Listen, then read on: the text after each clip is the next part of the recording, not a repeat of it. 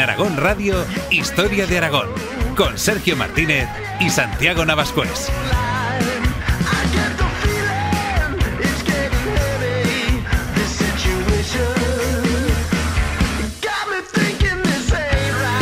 A finales del siglo XIV y comienzos del XV, la reina Violante de Bar, esposa de Juan I el Cazador, ejerció una enorme influencia en la corona de Aragón y en su corte. Fue la principal responsable de los inicios del refinamiento de la tosca corte de la corona, de la llegada de los primeros aires renacentistas y también una de las protagonistas más importantes de una corte en la que las luchas por el poder volvían a desatarse tras el final de una dinastía. ¿Cómo fue la historia de la reina Violante de Bar y su influencia en la corona de Aragón? Soy Sergio Martínez, en la técnica está Ana Vázquez y te doy la bienvenida a este viaje por la historia de Aragón en Aragón Radio.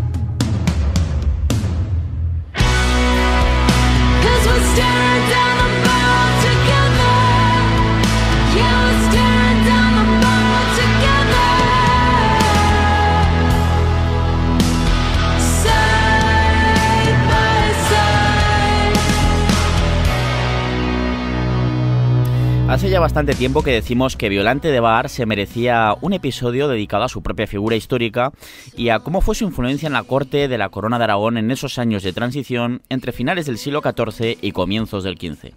De hecho, ya la mencionamos en varias ocasiones en los programas que dedicamos a los reinados del que fue su marido, el rey Juan I el Cazador, así como al hermano y sucesor de este, el rey Martín el Humano, que te contamos en los episodios 6 y 16 de la quinta temporada respectivamente. Recordemos también que fue una época en la que terminaría la línea principal de la Casa de Aragón, ya sabemos, originada ya por el siglo XII con la unión dinástica entre la Casa Real Jimena del Reino Aragonés y la Casa Condal de Barcelona, con ese famoso matrimonio entre Petronila y Ramón Berenguer IV. Todo ello conllevaría la posterior elección de un nuevo soberano, ya lo conocemos todos, tras la muerte de Martín el Humano, y el cuñado de Violante de Bar. Y esa mujer fue una de las protagonistas más activas de la política del interregno, apoyando a uno de los candidatos que se presentaron a la elección del Compromiso de Caspe.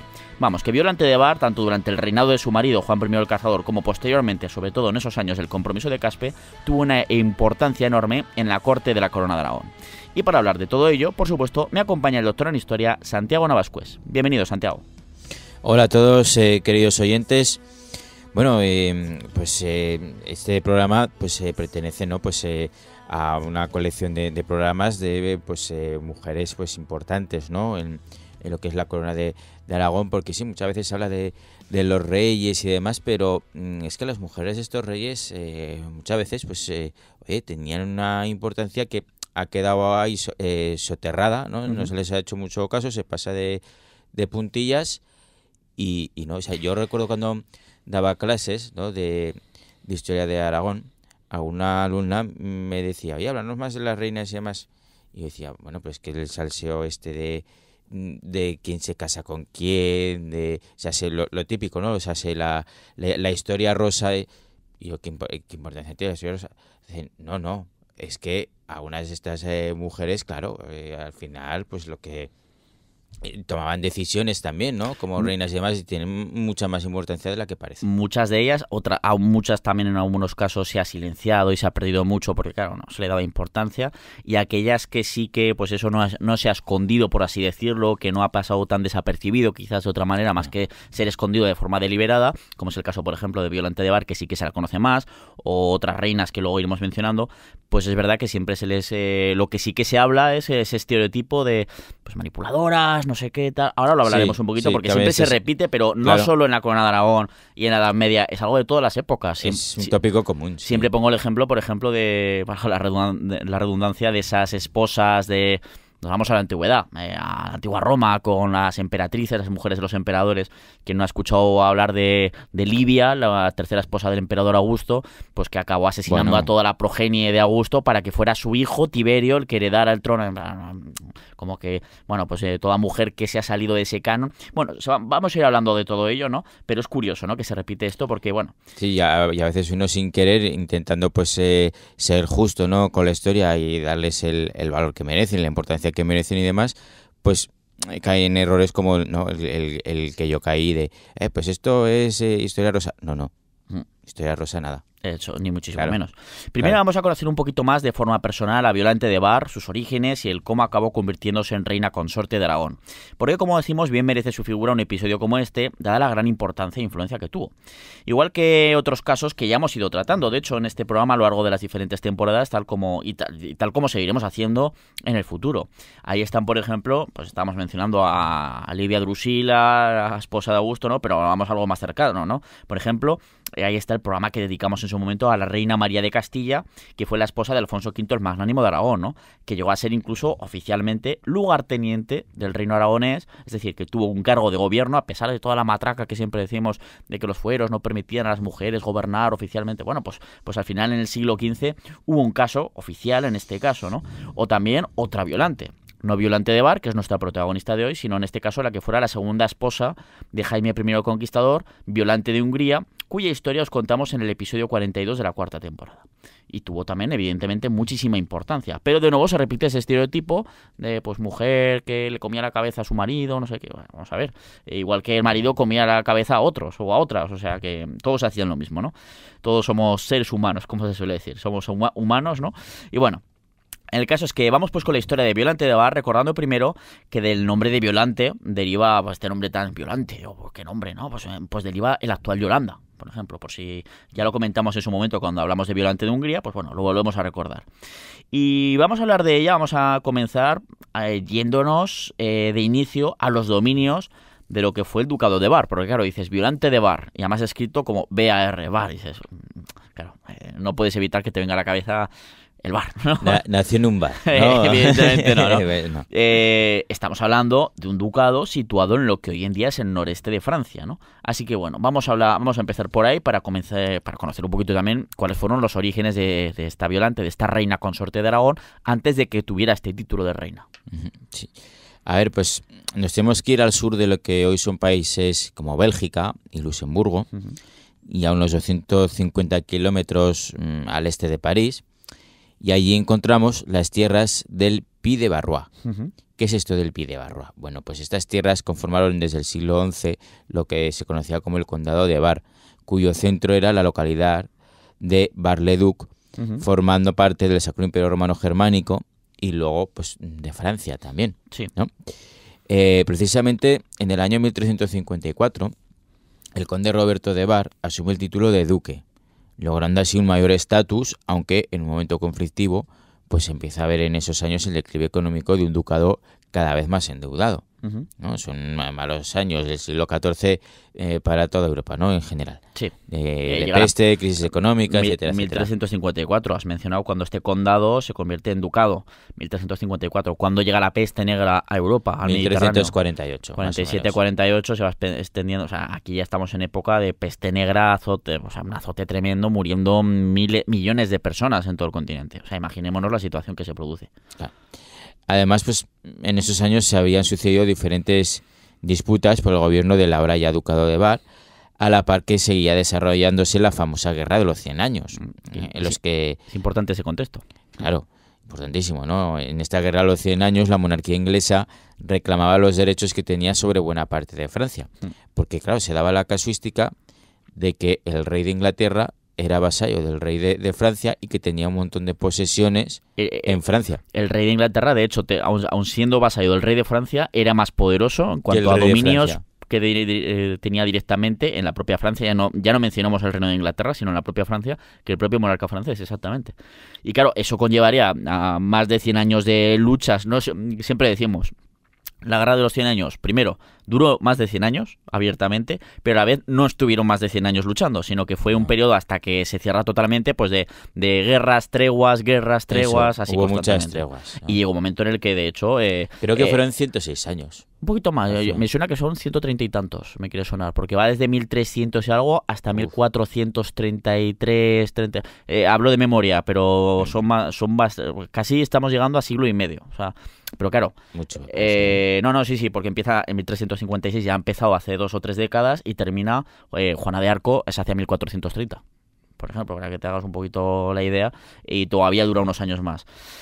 Bueno, pues el caso es que estamos en este conflicto, que además, de hecho, los monarcas ingleses llegaron incluso a reclamar el trono directamente francés, y hasta hubo un rey inglés que llegó a coronarse como rey de Francia también, a comienzos del siglo XV. Bueno, ahora estoy hablando mucho de memoria, pero bueno, llegó a ocurrir.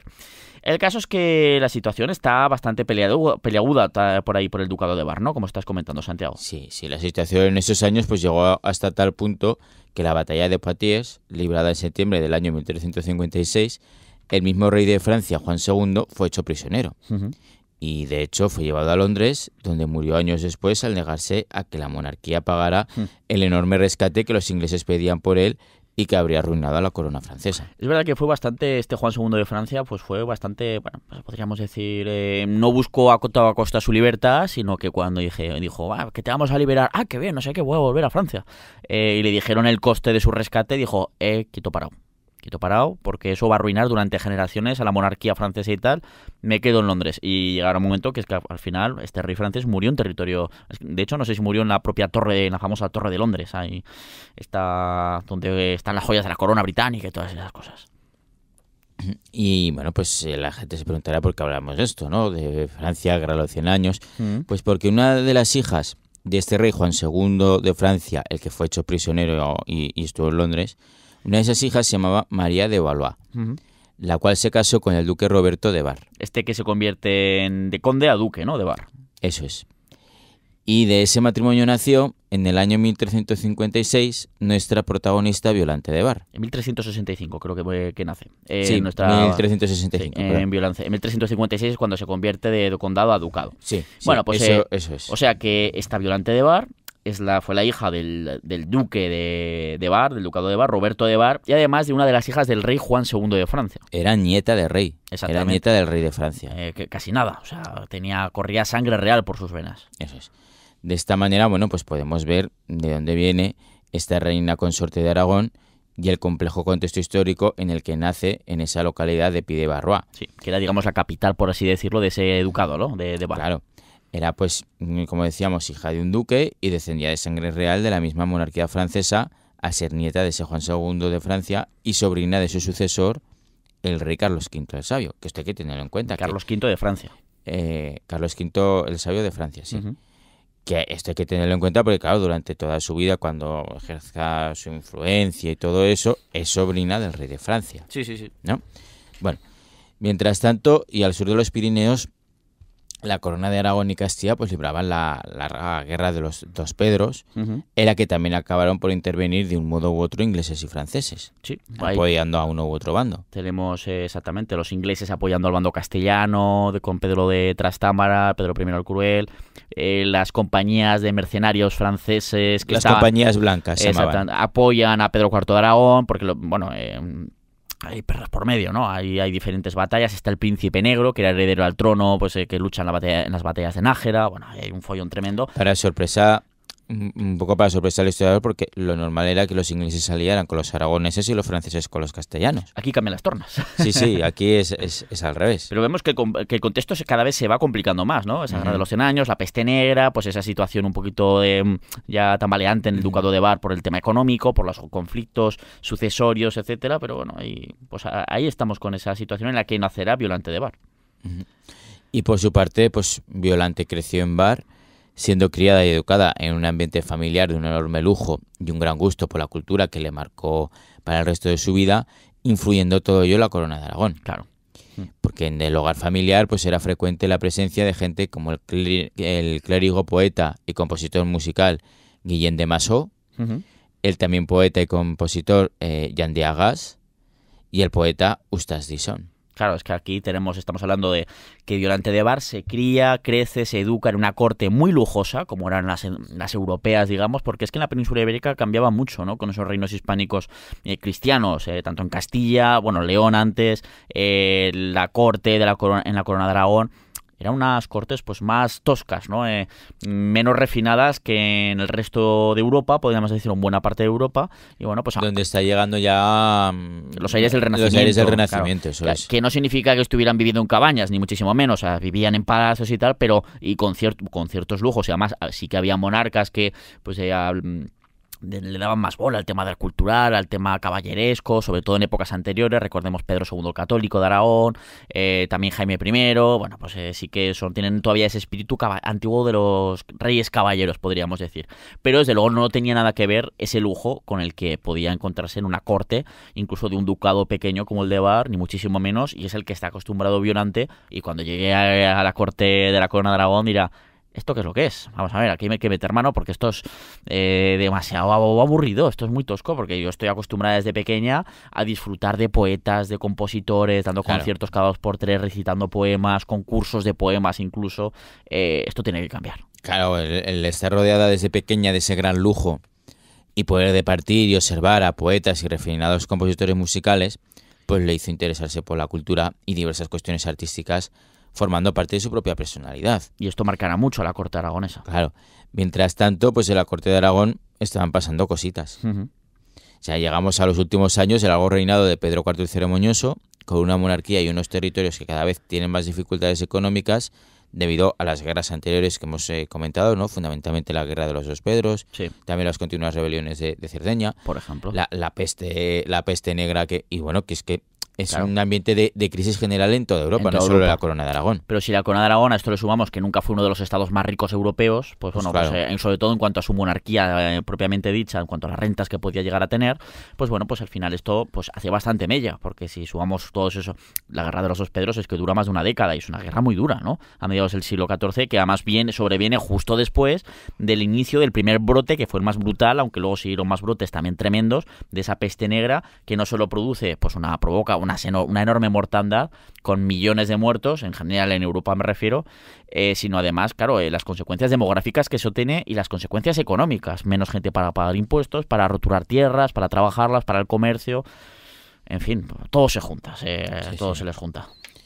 Entonces, claro, pues en el año 1375, pues Pedro IV vuelve a enviudar al fallecer Leonor de Sicilia, la que fuera su tercera esposa y madre del heredero al trono aragonés, el infante Juan. Que sería el futuro rey Juan I el Cazador, ¿no? Sí. El que sería el esposo de Violante de Bar. El que se va a casar con Violante de Bar. Por situarnos en las circunstancias. Sí. Bueno, pues Pedro IV en 1375 se ha quedado viudo. Pues ¿qué es lo que pasa a continuación? Pues que los años siguientes, este Pedro IV tiene una relación con la joven Sibila de Fortià, de la baja nobleza catalana, cuya familia con el paso de los años pues va logrando una mayor influencia y peso en la corte de Barcelona, especialmente una vez que en 1377 pues rey y amante se acaban casando. Ya se oficializa la relación y ya digamos que ya no es un amante, como había sido los años anteriores, sino que además es la reina de Aragón. Eso es. Mientras tanto, pues el mismo infante Juan queda viudo en el año 1378, cuando su esposa Marta de Armañac fallece en Zaragoza tras dar a luz a la infanta Leonor de Aragón. Uh-huh. Obviamente, el matrimonio entre Juan y Marta, ¿no? Esta Marta de Armañac, que muere, la primera esposa de Juan, que fallece en Zaragoza. Eso es de parto. Pues ese matrimonio fue de conveniencia y orquestado por el rey Pedro IV el Ceremonioso, el padre de Juan I, para lograr sus intereses políticos. Y bueno, pues ahora que ha muerto esta señora, hay que volver a casar al chico y lo planeado era que su matrimonio pues volviera a tener razones de Estado, ¿no? Razones políticas. Que era lo habitual. En esta ocasión, por ejemplo, el rey Pedro, el Ceremonioso, deseaba que esta vez su hijo se casara con María I de Sicilia, quien se había convertido precisamente en esos momentos, o sea, que se junta todo en esos años. En el 78 hemos dicho que se queda viudo Juan, pues justo el año anterior, pues esta María I de Sicilia se convierte en la reina titular, de hecho, de este reino, de esta isla mediterránea. Y bueno, que al final recordemos que María de Sicilia, esta reina siciliana, estaba emparentada, formaba parte de una rama menor de los Aragón, de la Casa de Aragón desde hacía tiempo, ¿no? Que estaba ahí en Sicilia, pero ahí los intereses de Pedro IV pues eran intentar llevar ese reino de Sicilia directamente al seno de la corona de Aragón. Y esta era la ocasión perfecta para que si se casaban su hijo Juan y esta reina de Sicilia, esta María I, pues bueno, pues los hijos, la descendencia que pudieran llegar a tener la pareja, ¿qué es lo que heredarían? La corona de Aragón y el reino de Sicilia, uniendo ya ese conglomerado Sicilia al resto de la corona de Aragón. Y ya no habría dos ramas de la corona de Aragón en los diferentes estados, sino que sería ya una única rama, y con lo que se suponía para la corona aragonesa en el Mediterráneo, en el contexto mediterráneo, ¿no? Que es una aspiración que venía ya de largo, vamos, de hecho desde el último tercio del siglo XIII. Exactamente, que Sicilia formara parte totalmente de la corona de Aragón y ya no solo dentro de una rama de la familia, ¿no?, de los Aragón. El plan, desde luego, en cuanto a lo político, pues era muy bueno para los intereses dinásticos de los Aragón y de la corona hacia el Mediterráneo. Pero aquí entra la mala relación que llevaba un tiempo gestándose entre el infante Juan y su padre, el rey Pedro. Eso es. Que esto es importante. Las relaciones personales también, todo este tema personal, que a veces se deja de lado en figuras importantes, siempre son muy importantes. Claro, lo que digo yo, de esto, cuestiones rosas, ¿no? Cuestión, historia rosa. Alcahueteo, salseo, ¿qué más da esto? Pues no da igual. Es importante también. Es importante, eso es, ¿no? Como hemos comentado antes, desde que Pedro IV se casó con Sibila de Fortià, el monarca pues había dado cada vez más cargos, títulos y riquezas a la familia de esta, que al fin y al cabo pertenecía a la baja nobleza. Claro, aquí hay, pues en plan, pues disputas y discusiones entre una parte y otra, entre la nobleza, más alta nobleza, que dice, esto nos están quitando los cargos y las rentas que nos pertenecen por sangre, por derecho divino, ¿no? Porque somos la alta nobleza, mientras esta familia, no sé qué, los Fortià, Díaz Benedizos, son, ¿no?, una de la baja nobleza que nos pintan y tal, y ahora están cogiendo todos los cargos y tal. Claro. Y luego también están los hijos del rey. Y los hijos y herederos, ¿no? Que claro. Dicen, oye, y todos estos cargos que les estás dando, ¿no?, a los hijos de esta otra mujer que estás teniendo ahora. Es que también es posible que Juan, por ejemplo, pues al igual que su hermano Martín, que será luego Martín el humano, ¿no?, pues no soportarán que Sibila también hubiera ocupado el lugar de su fallecida madre, la fallecida madre de ambos, ¿no? Claro. De hecho, cuando Juan acaba ascendiendo al trono, se convierte en rey de Aragón, Juan I el Cazador, el que será el esposo de Violante de Bar, es que, por ejemplo, ordenó tapar los escudos que había pintados en el alfarje, es decir, en el techo del salón de recepciones de Pedro IV, también conocida como la Sala del Aljibe, donde está ese famoso pozo en el Palacio Real de la Aljafería de Zaragoza. Tan solo mantuvo el escudo de su madre, Leonor de Sicilia, y el resto de las anteriores esposas de Pedro IV los tapó. Muchas veces o los repintó, o muchas veces se taparon con una especie de tela donde se pone, por ejemplo, el escudo de su propia madre, de su esposa, Violante de Bar, precisamente. Y ahí se ve que, bueno, pues que no les hizo mucha gracia, o sea, solo querían darle importancia a la que fue su madre, ¿no?, a esta Leonor de Sicilia. Igualmente, pues existe la posibilidad de motivaciones personales.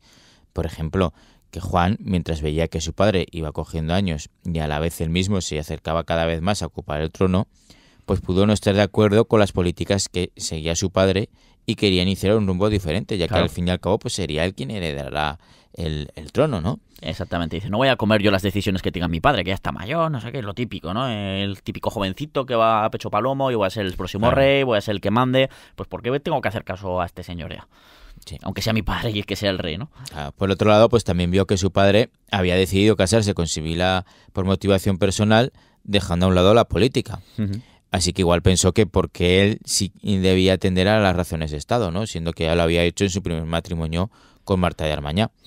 Quizás pensaba que si se casaba por razones políticas, pues que al menos que las decidiera él. Sí, porque tampoco pensemos que Juan iba a buscar un matrimonio por amor, ni muchísimo menos, ¿no? Pero bueno, dice, pero al menos que si tienen que ser por motivos de Estado, que sean los que yo elija, que para eso soy el heredero y me los voy a comer yo en el futuro. Sí. En fin, que aquí pues podemos debatir todo lo que queramos, pero sea como fuere, el infante Juan no estaba de acuerdo con los planes que tenía su padre, el rey, de casarle con María de Sicilia. Así que empezó a buscar a su propia candidata. Y aquí hubo varias propuestas, ¿no?, que le hicieron, porque cuando la gente se empezó a enterar, pues dijo, oye, pues yo tengo aquí una chiquilla que igual te interesa casarte con ella, bla, bla, bla. Hubo varias propuestas, ¿verdad? Sí, incluida la del Papa Clemente VII, que pertenecía a la familia de los Medici. Ojo, haber emparentado con los Medici y la Casa de Aragón, ojo, tampoco, poca broma. Que pretendía que se casara con una de sus sobrinas. Al final sabemos que no lo hizo. Pero finalmente, pues en esos momentos, un Carlos V de Francia, necesitado de aliados y que quería estar a bien con el futuro rey de Aragón, lo ofrece a su sobrina. Lo que hemos comentado hace un rato, pues el contexto de la Guerra de los 100 Años, Carlos V, que ha sucedido a Juan II, que ha muerto en Londres prisionero, pues bueno, pues le ofrece pues a una de las hijas de su hermano, ¿no? Esta Violante de Bar.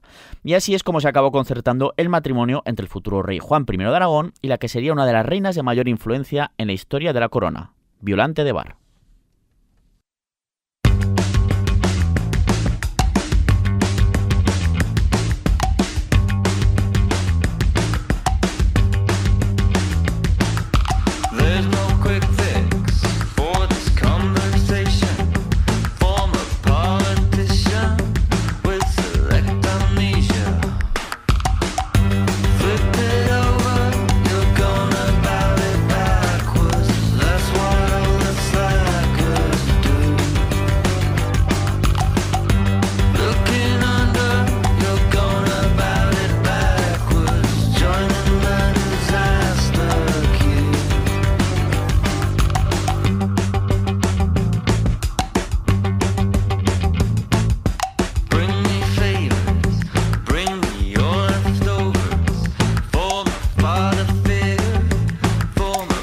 Los años finales del reinado de Pedro IV el Ceremonioso, mientras tanto, pues fueron de muy malas relaciones entre sus hijos y él, como ya venimos comentando, ¿no? Sin ir más lejos, pues la boda entre su hijo y heredero, el infante Juan, con Violante de Bar, ahora ya, pues bueno, esta boda se celebró en la ciudad de Perpiñán, en el Rosellón, a donde Juan había acudido para recibir a Violante. Ella había estado atravesando toda Francia y bueno, pues se iba a entrar a la península ibérica, a la corona de Aragón, por ese paso ya en la zona ya casi del mar, ¿no? Y de finales del Pirineo, en ese condado del Rosellón que en esa época dominaba la corona aragonesa, pues ahí se encuentran los novios y ahí deciden, pues aquí nos casamos, ¿no?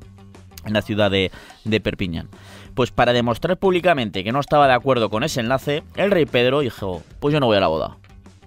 Me ha llegado la invitación, pero no, ahí te quedas, ¿no? Así que, y así mostraba públicamente ante todo, dice, bueno, no voy a impedir la boda de mi hijo, pero voy a mostrar públicamente ante toda la corte y ante todas las personas importantes de mi corona que a mí esta boda no me hace ni puñetera gracia, porque yo quería casar a mi hijo, a Juan, con la reina de Sicilia para que Sicilia, ese reino, acabara integrado dentro de la corona de Aragón. Y bueno, pues ya empezaba el follón, evidentemente, ¿no? Una moneda, eso sí, que el propio Juan le devolvió al año siguiente, porque la boda se produjo en 1380 entre Juan y Violante de Bar, pues en el 81, pues no fue una boda, sino que lo que hizo Pedro IV el Ceremonioso fue organizar un pifostio tremendo en Zaragoza, en el aseo del Salvador de Zaragoza, para pues hacer una ceremonia de coronación de su esposa, Sibila de Fortea, como reina consorte de Aragón, ¿no? Que es lo que hace su hijo Juan y también su hermano Martín el Humano, el futuro Martín el Humano. Dice, pues ahora no voy. Pues nosotros tampoco vamos. ¿Tú no has venido a mi boda? Pues yo no voy a la coronación de tu esposa como reina consorte de Aragón. Y bueno, pues así, pues imagínate la comidilla que eso suponía, tal, pero luego también pues la situación que eso provocaba, ¿no? Es que la situación... En los años siguientes, estamos hablando, la boda de uno de Juan y Violante se produce en 1380, como estaba comentando, en el 81 la coronación, el reinado de Pedro IV el Ceremonioso todavía dura hasta 1387, cuando fallece, ¿no? Pues en esos años la situación no fue a mejor, precisamente, ¿no? Incluso se temió el estallido de una guerra civil entre padres e hijos, que algo que habría sido devastador para una corona de Aragón que lograba en esos años, además, bueno, que estaba en crisis, y aún así, hay que comentar por ese contexto que siempre os damos, que también en esos años la corona aragonesa, o la corona de Aragón, consigue su máxima expansión territorial al entrar bajo sus dominios esos famosos ducados de Atenas y Neopatria, tan lejanos, ¿no? No vamos a entrar en ello, pero si dice, oiga, esa historia, ¿cómo se consiguió dominar, aunque fuera durante poquito tiempo, estos lejanos territorios en Grecia? Pues lo contamos en el episodio 5 de la 4ª temporada, y ya sabéis que lo podéis escuchar en podcast cuando queráis, en aragonradio.es, en historiaaragón.com, en iVoox, Spotify, Apple Podcast, etcétera. Lo que pasa es que, claro, pues la tormenta no dura eternamente, ¿no? O sea, Claro. Finalmente los años pasaron y Pedro IV el Ceremonioso falleció tras algo más de medio siglo en el trono, en el año 1387. Que ya son años, ¿eh? Son años. Sucediéndole su primogénito, conocido como Juan I el Cazador, o también como el amador de toda gentileza. Ojito a este último apelativo. Este no es muy conocido, pero bueno, a veces te lo mencionan así como el Juan I de Aragón, el amador de toda gentileza. O sea, te ha salido un poquito largo y un poquito épico, demasiado épico, ¿no? Sí, pero... También es verdad que el cazador va con sorna. Primero, es verdad que le gustaba el tema de la cacería, pero es que al final este mozo, Juan I, muere en una cacería. Es un poco puñetero este apelativo, Sí, pues si hacemos es que caso a... sí. Pero bueno, luego hablaremos de ello, ¿no? Pero es un apelativo puñetero, el de pobre Juan I. El caso es que Juan, cuando se convierte en rey, pues tenía por entonces 37 años y su reinado no sería especialmente largo, ¿no? Porque duró solo hasta el año 1396, Estuvo menos de una década en el trono. claro, heredando una corona de Aragón en verdaderos apuros económicos. Ujú. No pensemos que esto, pues, como venimos diciendo a lo largo del programa, solo está ocurriendo en la corona de Aragón. No, pues estamos hablando de una época de crisis desde hacía ya varias décadas. Incluso Pedro IV tuvo que empeñar parte de las joyas de la corona para conseguir un préstamo que, como no llegó a devolver, pues tampoco pudo recuperarlas, ¿no? Al final, esas joyas. O sea, a ese nivel se llegó. Sí, exactamente. Es que fue una crisis económica tremenda, ¿no? A este respecto que estamos hablando de que el siglo XIV en casi todo, también parte del siglo XV es de época de crisis, que además se venía de una época de bonanza. En los siglos XII, XIII, pues de buen clima, el óptimo climático que se le llama, en el que parece que hay un mejor clima, se pueden roturar incluso tierras de mayor altura, etcétera. Y a inicios del siglo XIV, 1310, 1315, se produce un cambio en el clima de forma natural, en el que se produce un ligero enfriamiento, pero que fue lo suficientemente importante como para que empezara toda esa crisis, peores cosechas, o sea, que hubiera ciclos, que los había también en el periodo anterior, pero que hubiera ciclos de malas cosechas de forma más habitual, por lo tanto hambrunas, por lo tanto, en fin, malnutrición, lo cual dejó una Europa bastante Débil. regulera en cuanto a la salud general de la población, y encima llega la peste negra y hizo los estragos que hizo, claro, evidentemente, ¿no? Pero bueno, para que veáis un poquito, pues que todo esto viene según épocas. Sí.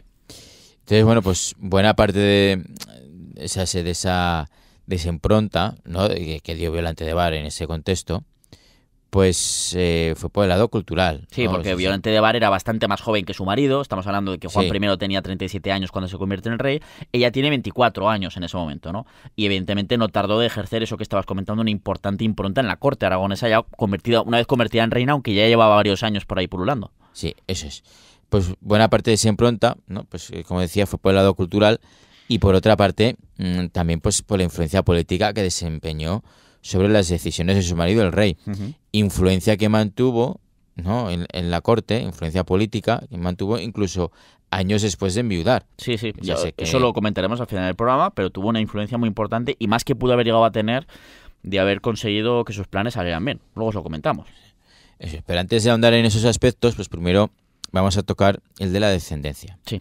ya que fue una cuestión pues seguramente traumática tanto para Violante como para la primera esposa de Juan, Marta de Armañá, y por supuesto también para el propio Juan. Exactamente. O sea, ya hemos comentado antes, un poco de pasada, que Marta de Armañac había fallecido unos años antes en Zaragoza tras las complicaciones que le sobrevinieron al dar a luz a la infanta Leonor de Aragón, la cual, de hecho, también falleció. Sí.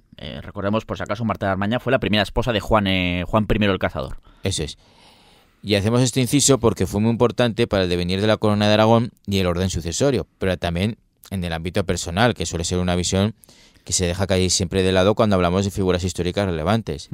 Unos aspectos vitales que, como a todos, pues también les afectaron a la hora de tomar decisiones. Lo que pasa es que encima ellos tienen poder. Claro, para hacernos una idea, del matrimonio de Juan y Marta de Armaña nacieron 5 hijos, de los cuales tan solo una hija, la infanta Juana, llegó a la vida adulta, casándose con el conde Mateo de Foix, junto al que reclamó el trono de Aragón a la muerte del rey Juan I. Sí, que esa Ahí es es otra. nada. Eso también lo volveremos a comentar. Pero, o sea, de cinco hijos que tuvieron Juan y Marta de Armañá, solo le sobrevivió una hija.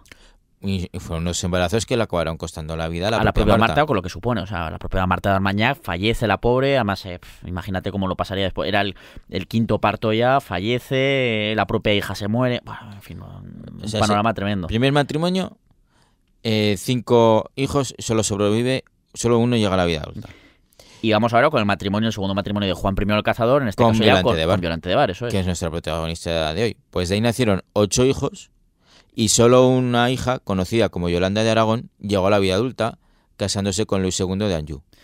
Que también hubo reclamaciones por ahí del trono. Luego Sí. lo comentaremos también. Pero vamos, por recapitular, 5 y 8. Estamos hablando de que en el caso ya acumulativo, aparte de Marta de Armaña por un lado y de la propia Violante de Bar, Juan I de Aragón con estos dos matrimonios, estamos hablando de que llegó a tener 13 hijos y solo 2 hijas llegaron a la vida adulta y a sobrevivirle. Es que ojo al dato.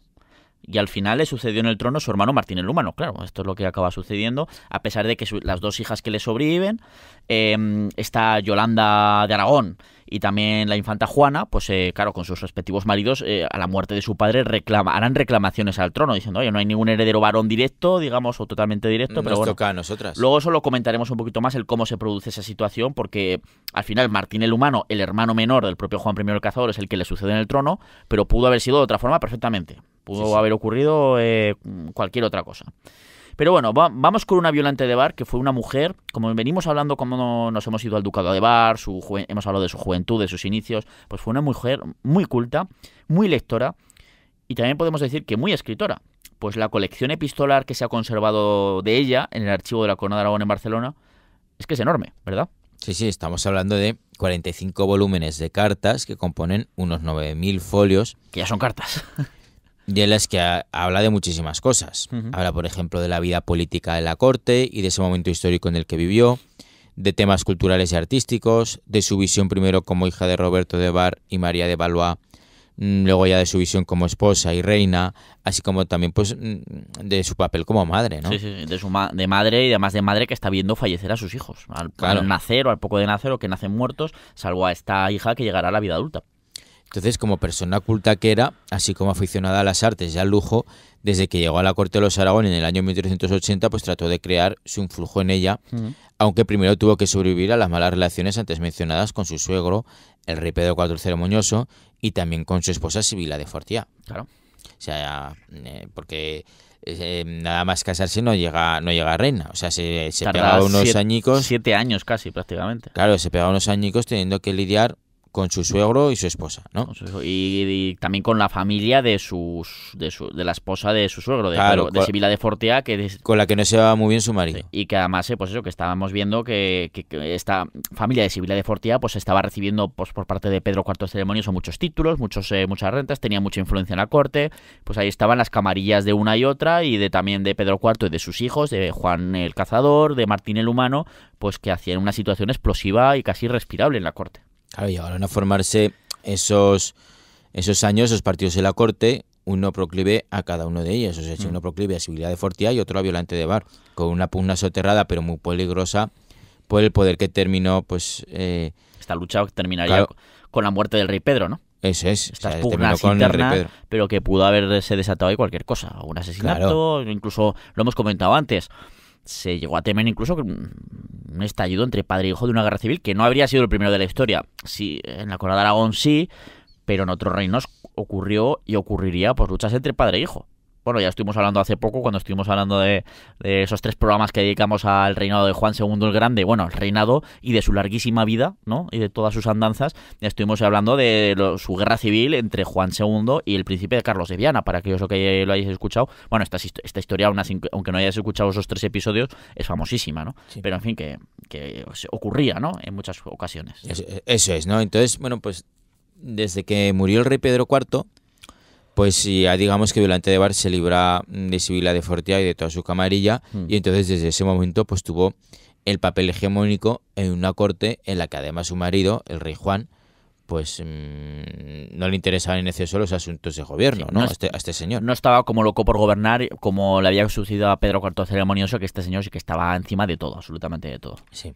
Entonces, como Violante y Juan compartían sus gustos culturales, pues promovieron el trabajo de músicos y poetas en la corte, a la vez que la publicación de obras literarias, también el trabajo de astrólogos e incluso de lo que se denominaría como magos. Que es curioso por el tema de la brujería, el tema de la magia, lo mal considerado que estaba, pero vemos que la reina Violante de Bar, pues bueno, creían estas cosas. Magos o más bien teurgos, sí, cosas así, alquimistas, cosas así, ¿no? De hecho, en las cartas que compartía con su marido cuando Juan y Violante de Bar estaban separados por diferentes circunstancias, vemos que Violante, estamos viendo por esas cartas que escribe ella o que ordena a un escribiente, pues las dicta, ¿no? Pues que creía en hechizos, en sortilegios, en objetos también con poderes taumatúrgicos, ¿no? Para curar enfermedades e incluso también para maldecir, ¿no?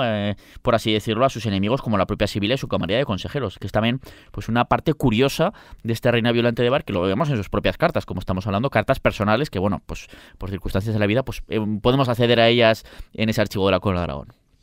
De todas maneras, no creo que fuera excepcional, ¿no? A esta mujer, ¿no? Es que esta mujer creía en esas cosas. No, seguramente es probablemente un fiel reflejo de la sociedad de la época, pero que ella nos ha dejado un vestigio mayor porque podía hacerlo. Eso es. O sea, sí, seguramente lo que es eso, ¿no? Que encontramos sus cartas personales y nos damos cuenta de estas cosas, pero que seguramente pues sería la manera de pensar de la mayoría de las mujeres de la época, o de muchas mujeres de la época. Y de hombres también. Y de hombres también, eso es. Entonces, pues bueno, pues también se impulsó la producción desde la Cancillería Real de traducciones de obras clásicas del latín al aragonés y al catalán, algo que empieza a ser propio del incipiente Renacimiento. O sea, esto al final pues fue mecenazgo cultural. Exactamente, ¿no? Y un mecenazgo muy importante. Sí. De hecho, pues ambos, tanto Violante de Bar como Juan, el rey Juan, pues mostraron su gran interés por la cultura clásica, por los escritores de la antigüedad, también por la literatura italiana, ¿no? Y encargaron, por ejemplo, traducciones de obras de Séneca, mientras que el rey Juan fue un gran coleccionista de libros, ¿no? En su biblioteca privada, un lector habitual de autores de la antigüedad como Plutarco, de Tito Livio, le encantaba, por lo que se ve, la historia de la antigua Roma, entre otras cosas, ¿no?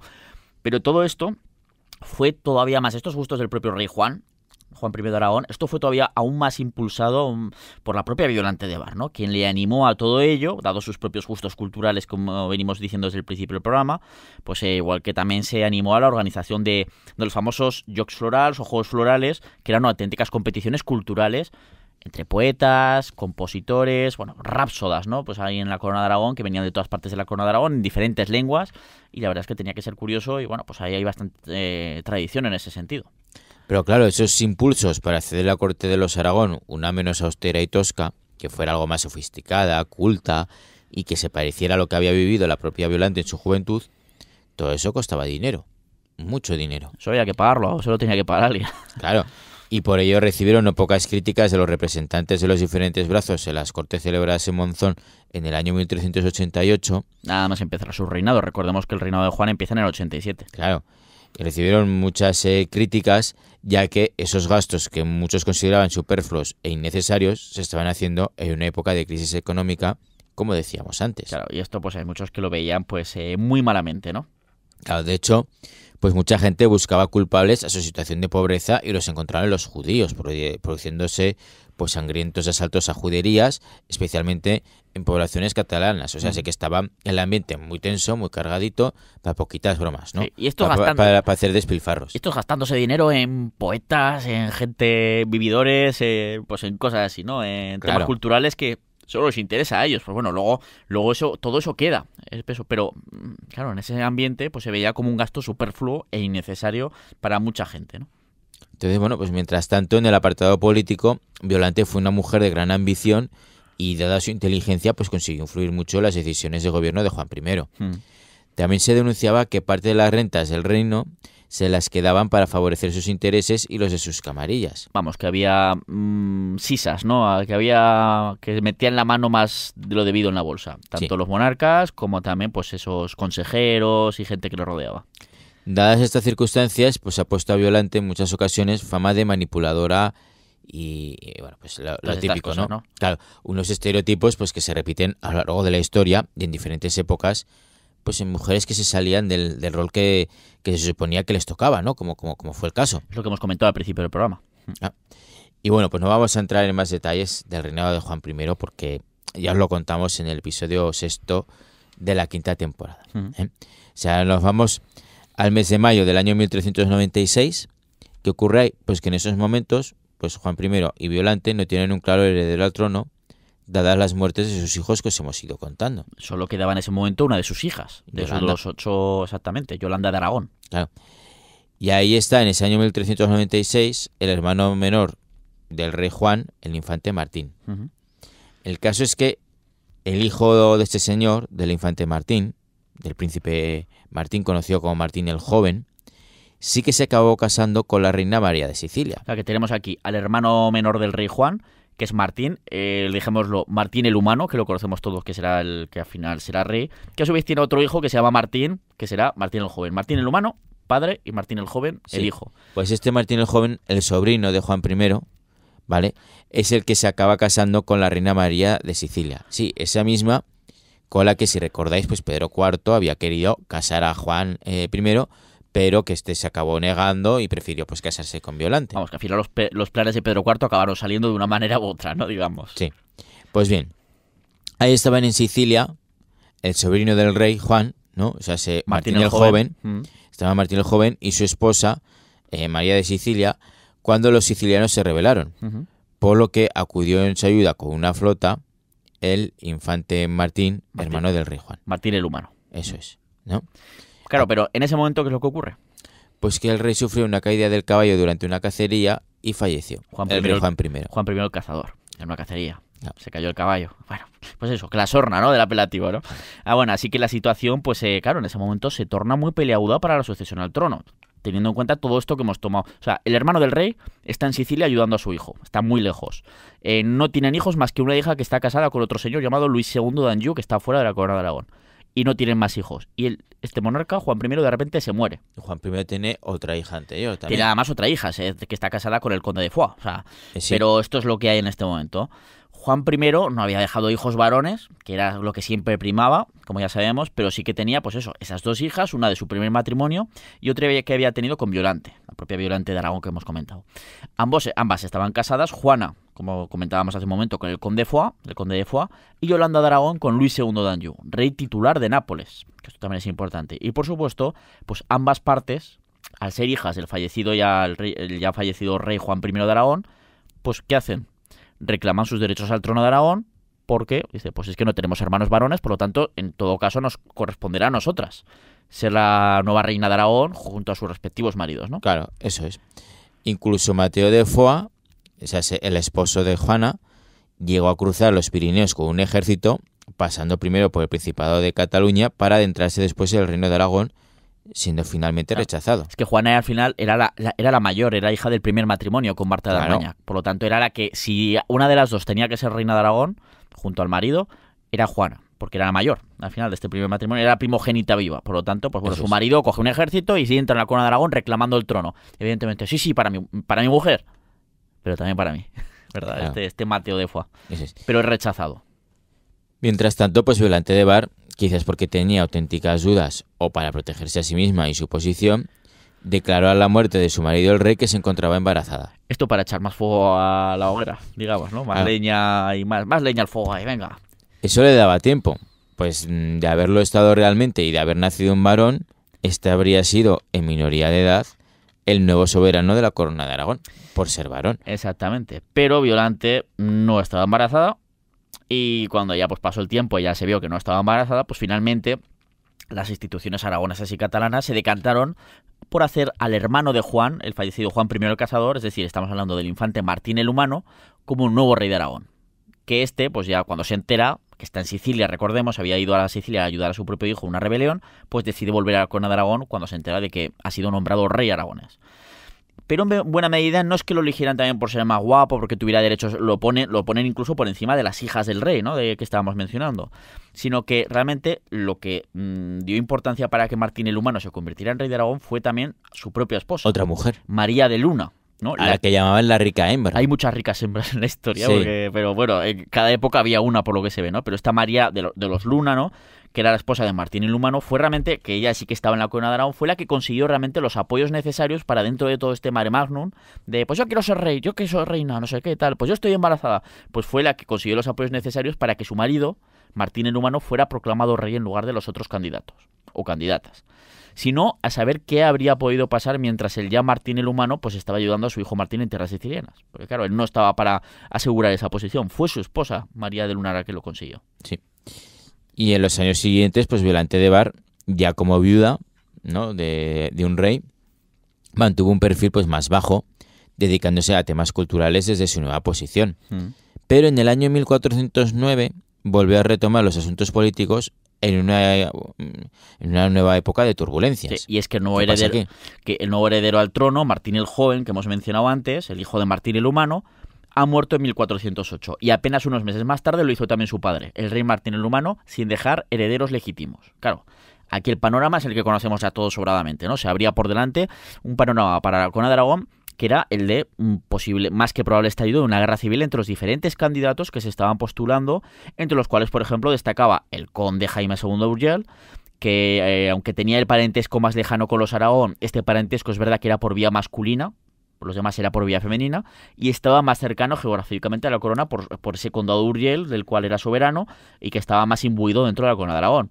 Pero también como candidatos fuertes, aparte de este Jaime II de Urgell, también estaban Fernando de Trastámara, este castellano que ya sabemos que fue el elegido en el compromiso de Caspe de 1412, pero también estaba Luis de Anjou. Pero ¿quién era Santiago? ¿Quién era este Luis de Anjou?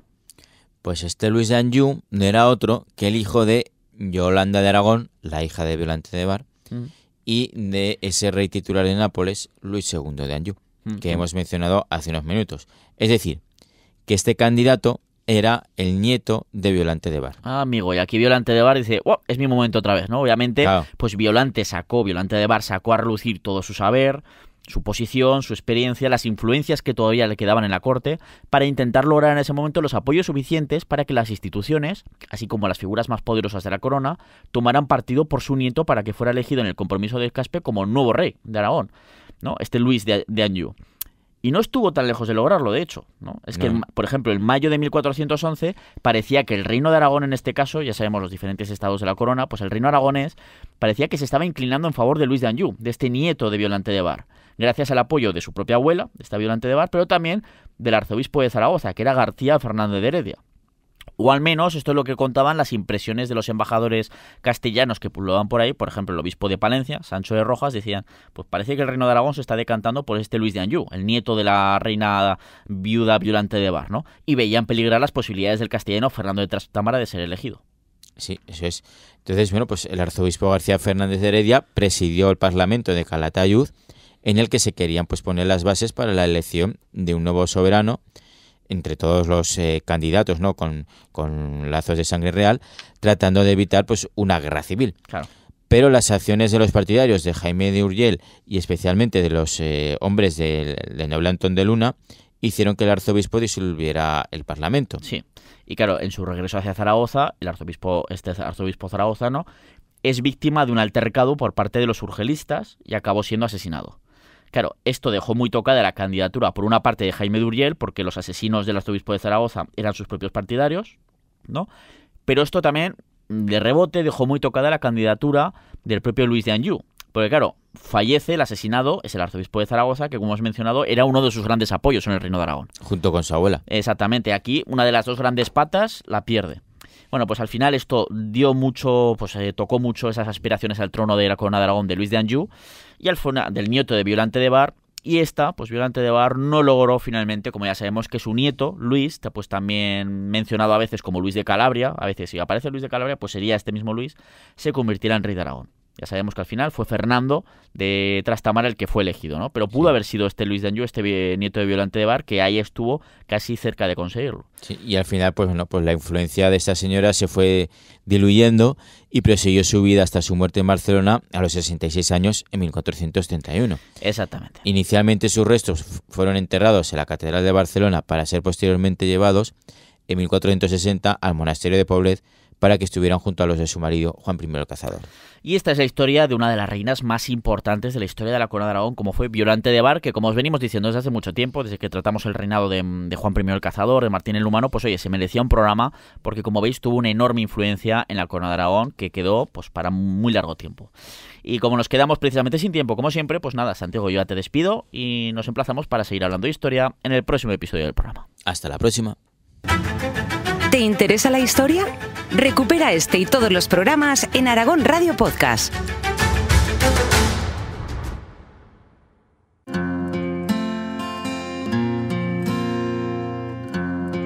Como siempre, esperamos que hayáis disfrutado mucho con este programa. Ya sabéis que lo emitimos Historia de Aragón todos los sábados a las 3 de la tarde, pero si os lo perdéis, lo tenéis siempre en formato podcast en aragonradio.es, en Aragón Cultura, en historiaaragón.com y en plataformas como iVoox, Spotify, Apple Podcast y el canal de Historia de Aragón en YouTube. Dejadnos vuestras opiniones, comentarios, sugerencias de nuevos temas y también suscribíos a nuestros canales para conseguir entre todos divulgar cada vez más y a cada vez más gente la historia aragonesa. En la técnica hemos tenido a Ana Vázquez y te esperamos para seguir haciendo historia, como no, en Aragón Radio. En Aragón Radio, Historia de Aragón, con Sergio Martínez y Santiago Navascués. Por donde mediano quedo callado si preguntan que eres tú para los que te buscan. Pirineo, Pirineo, cada uno que busque, que yo no soy menos.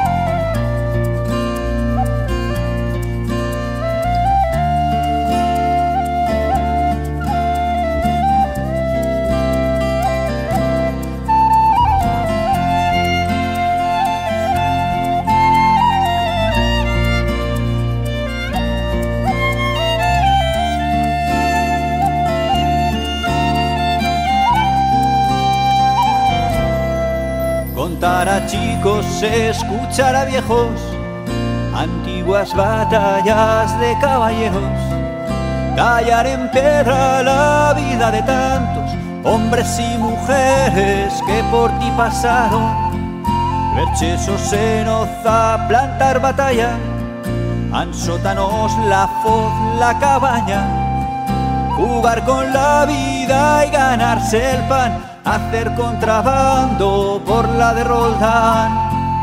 Quedo callado si preguntan, que eres tú para los que te buscan. Pirineo, Pirineo, cada uno que busque, que yo no soy menos.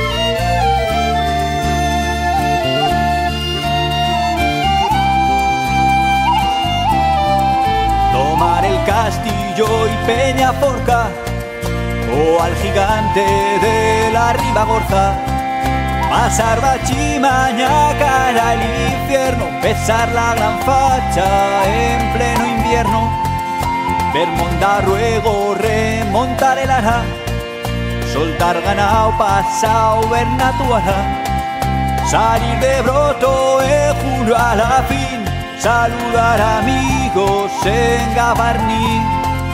Quedo callado si preguntan, que eres tú para los que te buscan. Pirineo, Pirineo, cada uno que busque, que yo no soy menos.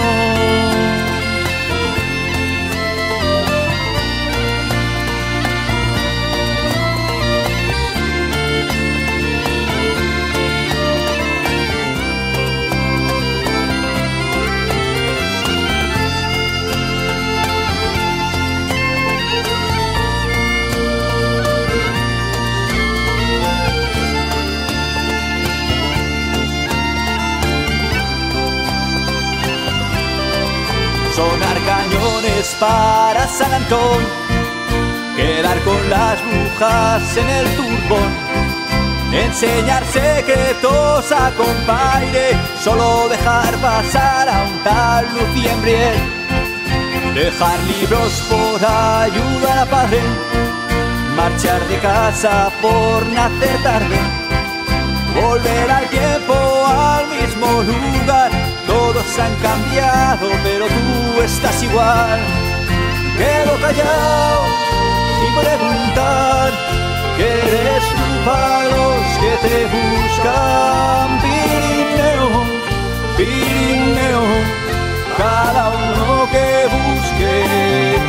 Y quedo callado si preguntan, que eres tú para los que te buscan. Pirineo, Pirineo, cada uno que busque, que yo no soy menos.